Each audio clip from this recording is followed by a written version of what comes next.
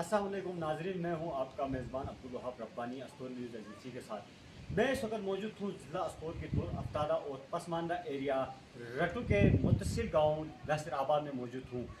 ज़िले हेडकोार्टर से एक घंटे की मुसाफत पर ये गाँव वाक़ हैं। मैं इस वक्त जो मौजूद हूँ आपके मेरे अकब में आप देख रहे हैं गर्ल्स मिडिल स्कूल की ये बिल्डिंग है जो कई साल पहले बनाई गई है। इस वक्त बिल्डिंग जो है खस्ताली का मंजर पेश कर रही है।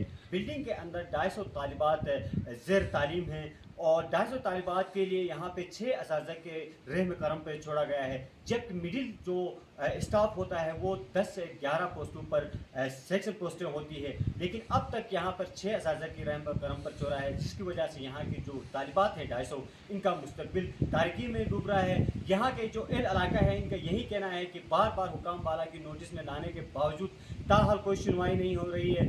यहाँ पे सियासी नुमाइंदे भरपूर तरीके से वोट ले रहे हैं और बड़े बड़े वादे कर रहे हैं, लेकिन अमलन यहाँ पे काम नहीं हुआ है। यहाँ से गुजर के 1 किलोमीटर के मसाफत पे मौजूदा मुंतखब वज़ीर आला खालिद खुर्शीद साहब का आबाई गाँव है।